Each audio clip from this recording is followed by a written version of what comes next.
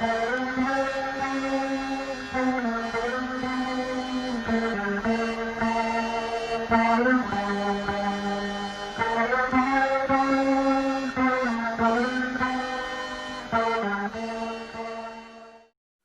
kalpatarubhyascha kripa sindhubhyevacha patitanam pavanebhyo vaishnavibhyo namo namaha. On this auspicious occasion of what is now called ISKCON Shravanam Week, Srila Prabhupada's Book Reading Week, in our series of discussions and interviews with senior leaders in ISKCON, I have the great privilege and fortune to invite today His Holiness Bhakti Chaitanya Maharaj. Maharaj is currently our executive committee member at the GBC body. And as many of you have heard and realized through the talks that Maharaj has given, through his participation in yatras and parikramas, Maharaj is an avid reader of Srila Prabhupada's books and an educator, as many of us have seen. So I just mentioned about Maharaj's managerial roles, but a lot of us relate to Maharaj as a spiritual master, as an instructing spiritual master, and as a teacher. Maharaj, thank you for accepting to speak to us today. Thank you very much for giving me the opportunity. Maharaj, what is your first or the most fond memory of reading Srila Prabhupada's books? Yes. There's a very significant happening in my life in that regard.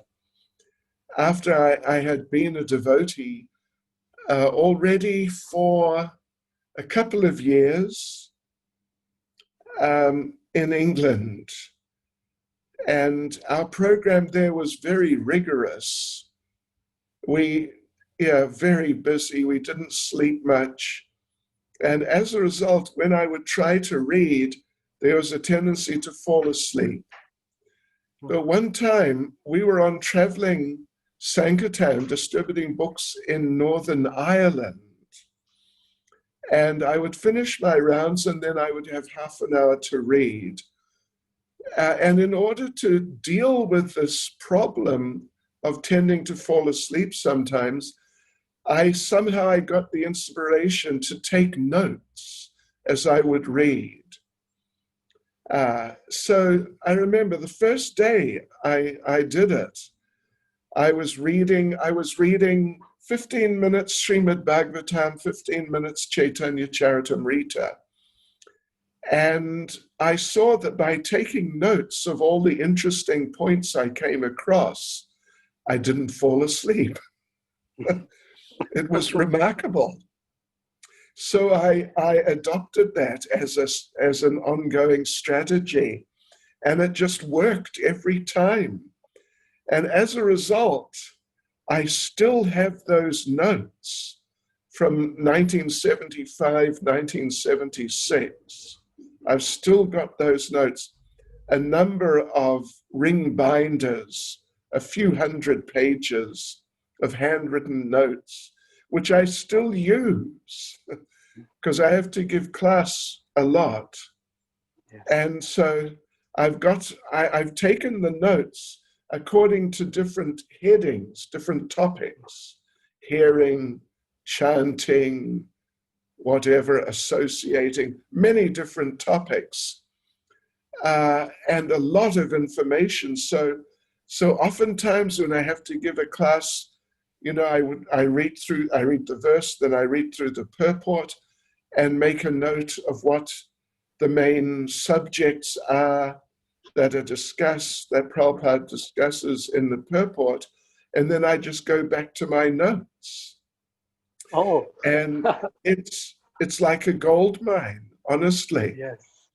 And in fact, one devotee right at this moment is typing them out, and we're going to make them available. This whole repository of notes by subject with quotes, verses, and from the purports of Prabhupada. And it revolutionized my reading. it absolutely revolutionized it, because we were sleeping, on average, we were sleeping maybe 5 hours a night. But this way, I didn't fall asleep. So, what Maharaj, an in the context of process, the 9 devotional processes of bhakti, where does the reading of Srila Prabhupada's books, where does that figure? reading is hearing. It's shravanam. Yes. And of course, that's the first process, and it's the most foundational process, in that if you hear, then you'll be able to chant.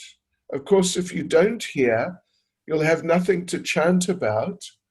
So if you hear, then you can chant. And if you hear, when you chant, you hear also, and then you can remember. And like this, those 9 devotional processes, they tend to, one follows on from the other, and you get a whole continuum, which then just pervades your entire life in Krishna consciousness and all the different activities and aspects of your life in Krishna consciousness based on hearing.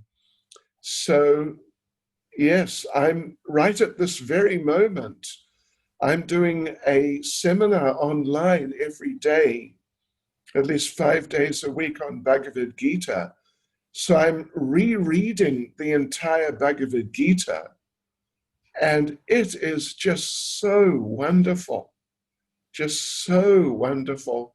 I don't know how many times I've read Bhagavad Gita, but this is another time I'm reading the whole book, and it's just so enriching and so wonderful. I love it. And possibly ever fresh, as they say, Srila Prabhupada's writings. It's ever fresh. Oh yeah, it's just like, it's nectar. So much revelation, that so many things that I don't recall having noticed before. Prabhupada, there's just so much in practically every sentence. There's a whole world of understanding. It's quite incredible. And the devotees, we're doing this seminar online. We've got several hundred devotees. Yeah. And, they're in ecstasy. I was told almost 700 on an average are participating on this. That's a big number, Maharaj, under the circumstances. Maharaj, going back into the early years of your time in the Krishna conscious movement, what was the culture then about reading? How focused were devotees about reading? What did Prabhupada say about reading? And did you personally have any incident where Prabhupada was speaking and emphasizing on reading in your presence there? I don't recall being present when Prabhupada personally addressed the subject, but we were brahmacharis. I joined in January 73, and it was a busy life of mainly going out on Sankirtan, actually. And our leader, the Sankirtan leader, he made sure that we read for at least half an hour every day. Although, like I said, with me, it ended up with falling asleep, at least often. But one thing he told us in terms of culture, and I don't even know if it's really true, but at least he told us that Srila Prabhupada said that if you read Bhagavad Gita 27 times, it becomes part of you. Now, I must admit, I've not come across that. I would say I'm fairly well read, and I do a huge amount of research for classes. So I haven't seen that. But whether Prabhupada said it or not, it's a pretty good idea. If we read Bhagavad Gita, and when we're finished, we read it again, and then again, and we carry on like that, then, well, it's going to have such a deep effect on our lives. And I feel like that with myself, that, it's benefited me just enormously. I would say, I couldn't even say how much it's benefited me. And it's like my whole life is resting on this, on the reading of Prabhupada's books. And let That's me a just very add, powerful statement coming from you. Maharaj, well, would you be so kind to elaborate for us? How does it really work? The okay. reading of books and our nourishment of Krishna consciousness? Well, Srila Prabhupada's present and Krishna's present and the different personalities who are speaking, like in the Bhagavatam and in the different pastimes and so on, everyone's present. So it's a living culture. Before I was a devotee, I was also an avid reader, absolutely avid reader. And in fact, I wanted to be a writer. I worked as a journalist for 3 years before becoming a devotee. But now this is different. I read almost everyone who's famous, at least in British English culture. So many. But now this is different because it's living. Those, even though the writers in many cases are extremely clever, but it's not living, it's dead. So, but with our Krishna conscious literatures, it's alive.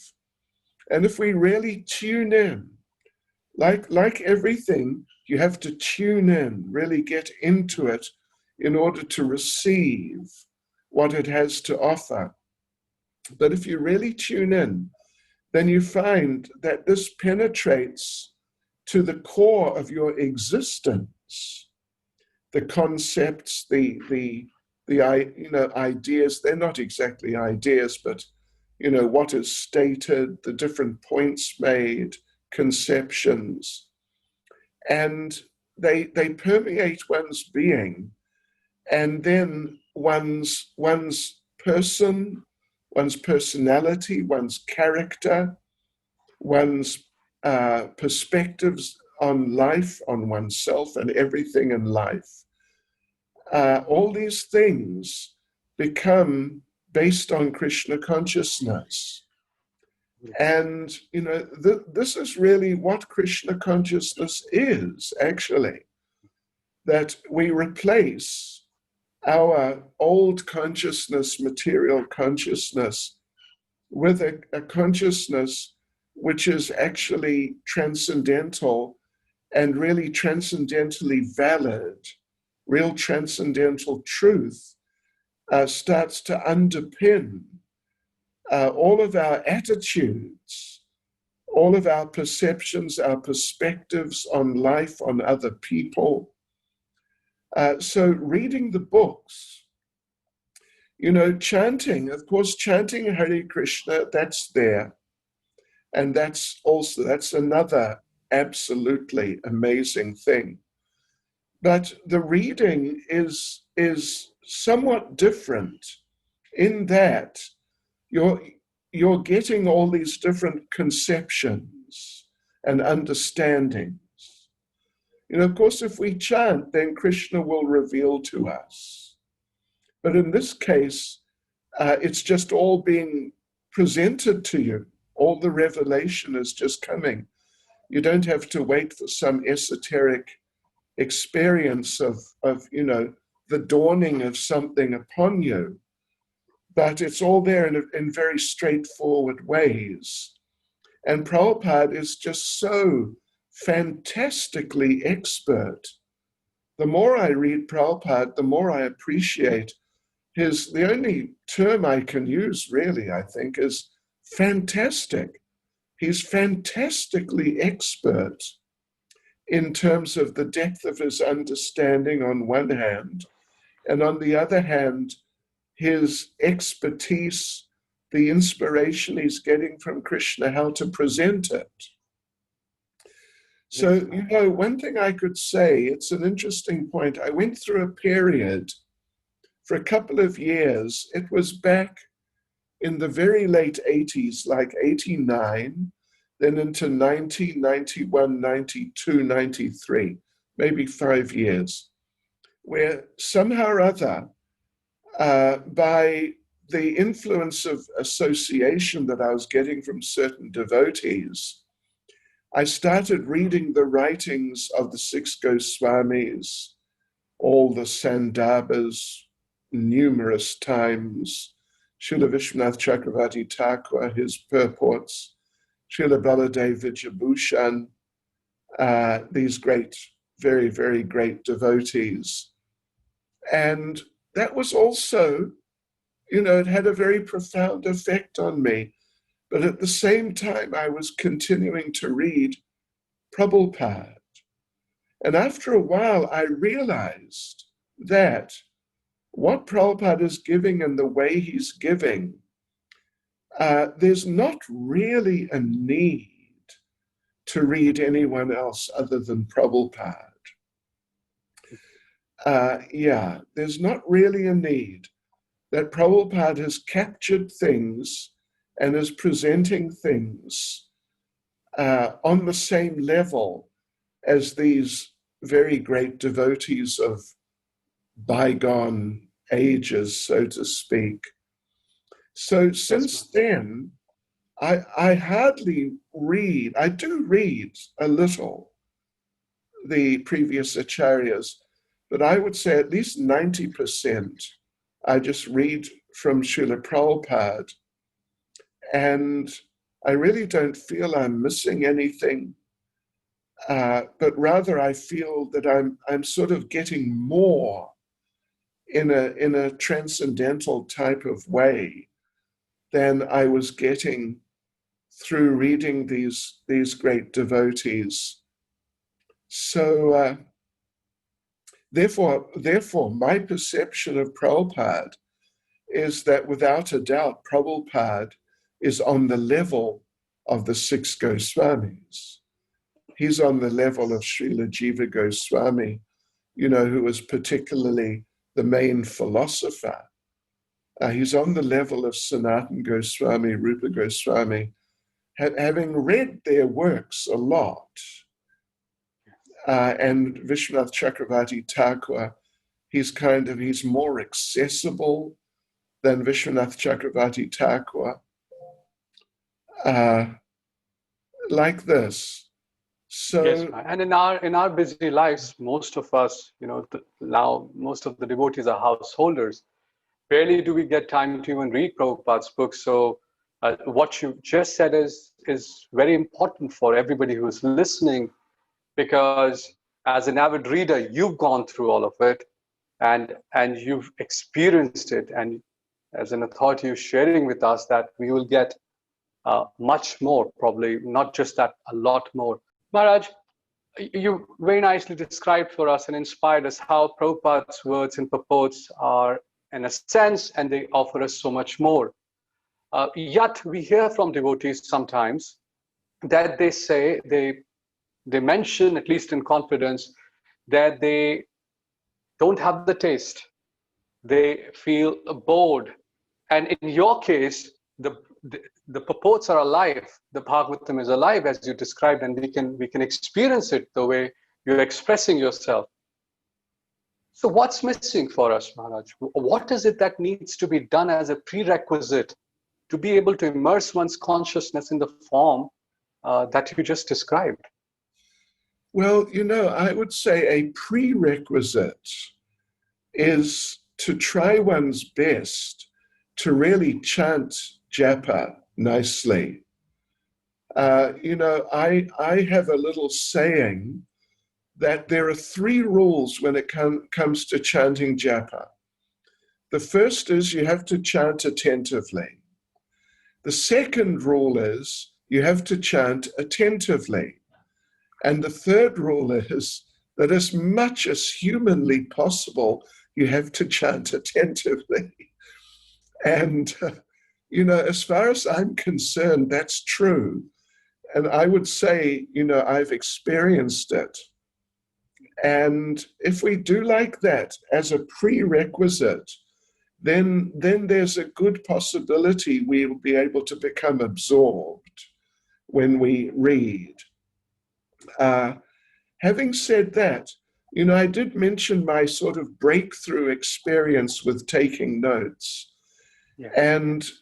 And not, well, now, but particularly when I used to travel, but in the pre-lockdown days, I would regularly recommend to devotees that they take notes. And I must say, a number of devotees wrote back to me, when I met them later and we spoke, a number of devotees have told me that this taking notes practice really helped them in different ways. And one of them, the main way perhaps, or one of the main ways was in becoming able to become absorbed, rather than you sort of floating on the surface of it and you don't really go into it and it doesn't really penetrate to your heart so much. And therefore at the end, you end, of a period of reading, you just feel like, oh, well, okay. And not like, some powerful, beneficial experience has happened for you. So that's what I would recommend. First is you've got to really try and chant attentively as much as possible in the morning. And then when you read, don't just read like how we used to read as, before we were devotees, but read as a real student, one who's really trying to learn and understand and take the subject matter into the heart. These are the two things that I've realized. Very valuable, Maharaj. It's something that we can practically all try to apply in our lives. Mm-hmm. And to the extent we'll apply, we'll see the difference. Maharaj, I would like to ask you that, are there some unhealthy reading habits? One isn't in the sphere of habits, and also in the sphere of, are there some unhealthy dispositions in one's mood which could become a hindrance in our progress of devotional service, especially when addressing the transcendental books? Okay. Well, I would say in terms of habit, that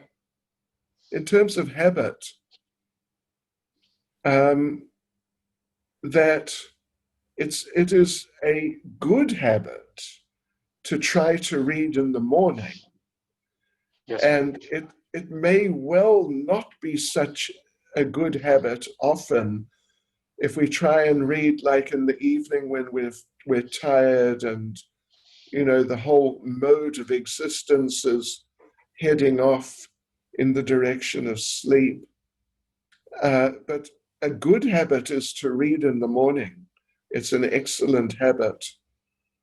And, a disposition, if we need to pray to have the attitude and perspective on Prabhupada's books, that these are like gold mines, they're jewel mines, full of nectar. We need to, prayer, prayer, of course, is one of the 9 devotional activities. And it's something which I think in many cases devotees don't sort of utilize as much as they could or should. And we should definitely pray to be able to read nicely and absorb what we're reading. Then another thing is we need to then represent what we've read. Yes. That's important. If we just keep it to ourselves, it's really not the same. But if we get regular opportunities to represent that reinforces what we've read and deepens what we've read. So like this seminar I'm doing now on Bhagavad Gita, I've done so many seminars over the last so many years.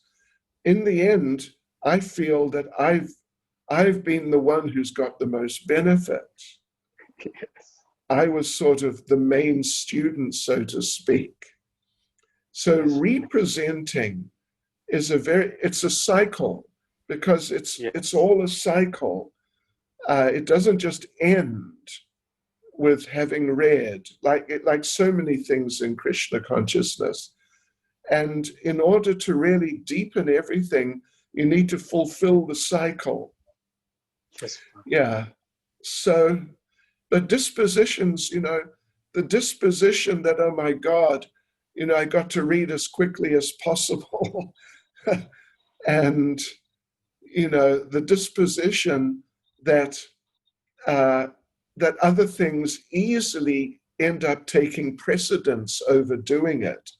These types of dispositions are detrimental, no doubt. On the second one that you just mentioned, Maharaj, is a common tendency amongst managers, leaders who have so much service outside Right. of reading. Maharaj, I would like you to share with us your perspective as to what happens if the leaders of the society do not engage themselves or their followers in reading Prabhupada's books every day. Right. Well, what happens is, there's a saying, old habits die hard. What happens is the old attitudes and so on, they start to become, not necessarily to take over the person's consciousness, but they start to become more prominent in sort of like the manners of dealing with other devotees, the ways of dealing with situations which are encountered in one's management or leadership. That, the element of sort of mundaneness at least starts to kind of show its ugly little head. And the richness of being able to have, really wonderful transcendental exchanges with the devotees that one is leading or managing, that richness tends to be replaced with just sort of how to get people to get things done. Yes. It's sort of it's not a rich transcendental type of consciousness which will then pervade the relationships and everything that the leader or senior devotee is trying to do.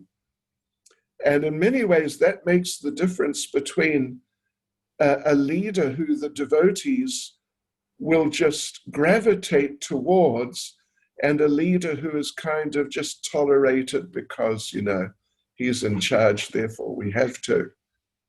That sort of thing.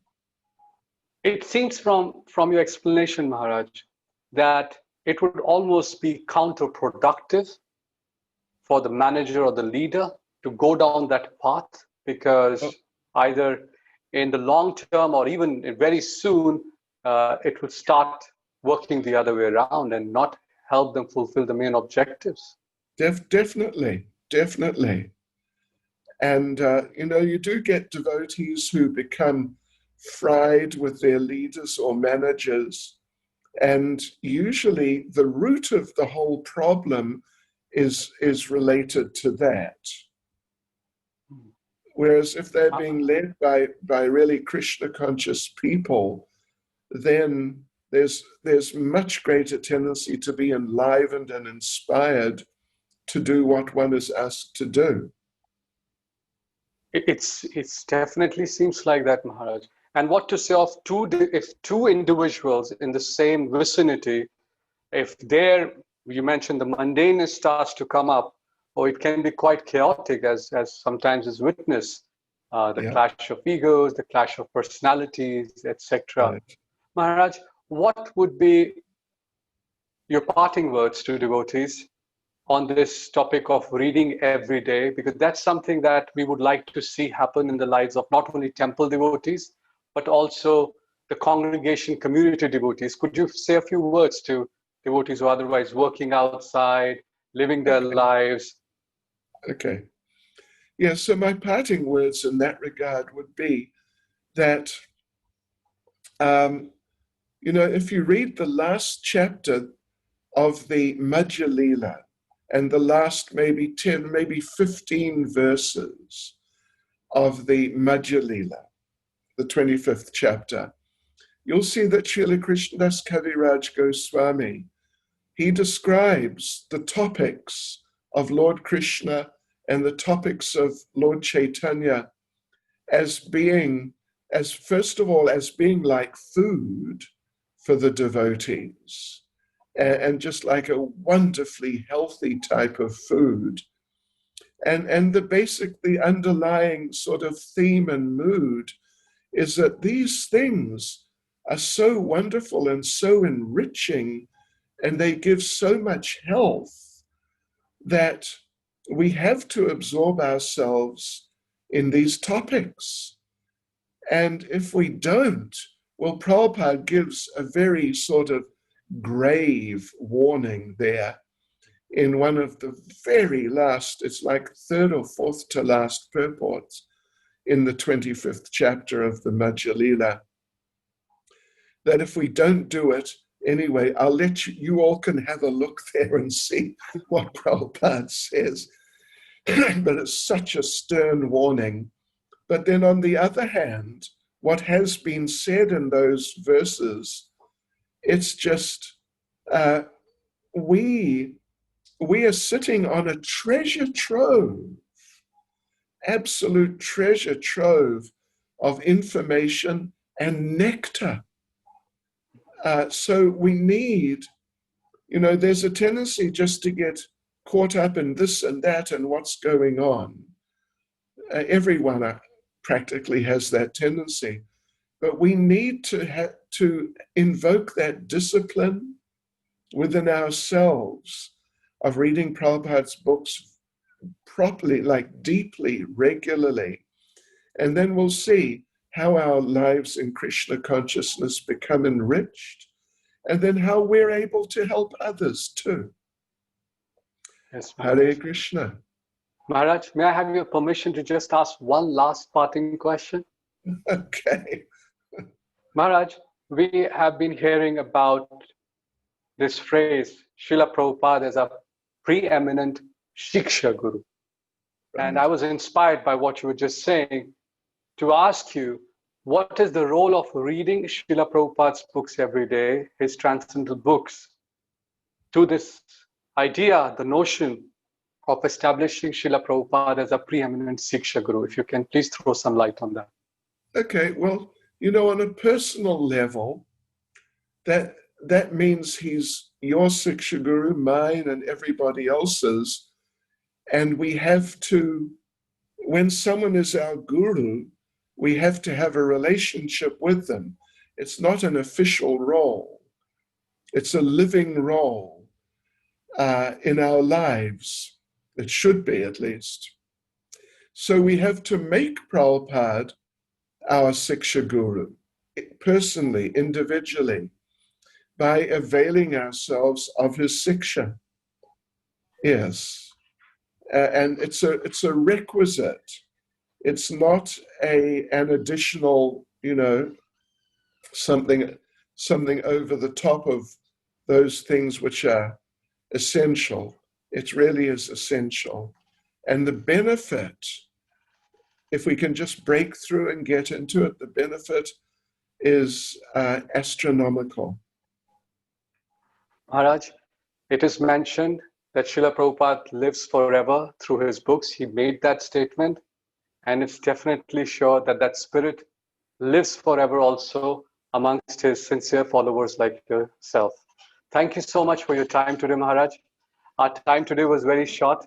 Possibly next year or in the future, all of Sure. us will get to hear more from you about this very sweet topic of reading and nourishing our spiritual lives. On behalf of everyone who's watching, I'd like to thank you. Hare Krishna. Hare Krishna, Srila Prabhupada ki jai. Jai. Hare Krishna. Hare Krishna.